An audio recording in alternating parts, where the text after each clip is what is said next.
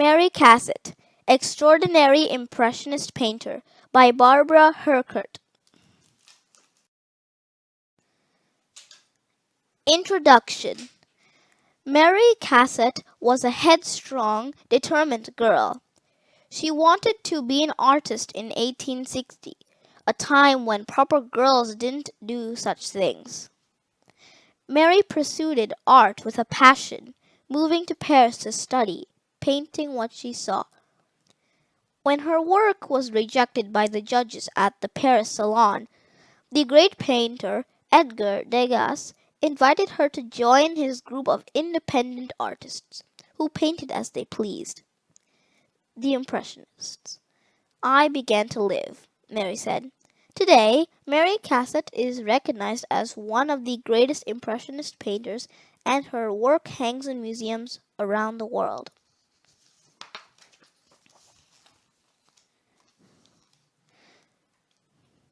When Mary was a girl in Pennsylvania, she knew she'd be an artist one day. In 1860, proper girls weren't artists. They had polite hobbies. Flower arranging, needlepoint. Not Mary.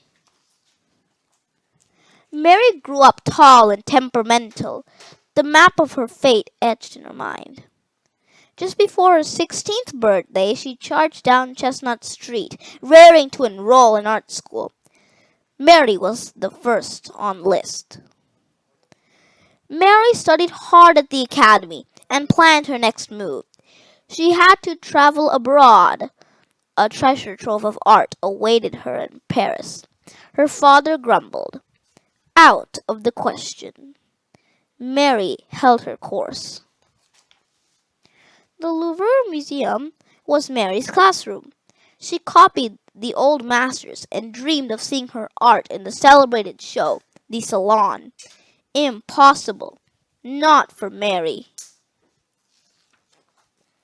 Mary pressed her nose against a gallery window, absorbing pastel drawings by Edgar Degas, a riot of color.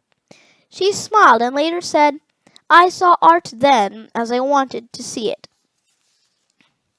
Mary swept jewel tones across her canvas. She rendered cropped angles, sparkling light. The Salon judges found her new work hasty, her palette harsh. But what did they know? The great Degas rapped on Mary's studio door. Join our band of independents, he proposed. We paint as we please. We break the judges' rules. Mary beamed. I began to live, she said. Mary painted what she saw.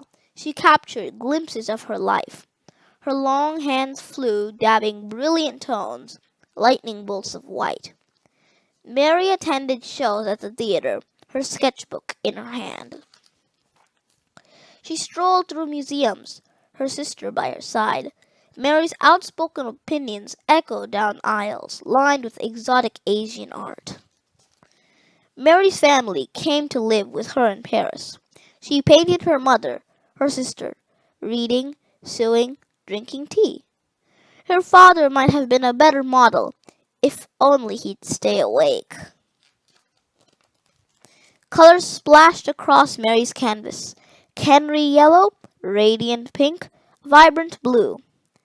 Pastel strokes flurried over paper, sharp and blurry, straight and zigzagged.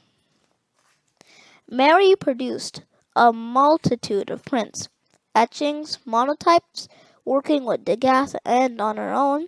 For Mary, art was life, life was art. Mary celebrated mothers and their babies in her paintings. She sought and found truth. Now her art hangs in fine museums. She proved that women can be great artists too. The end.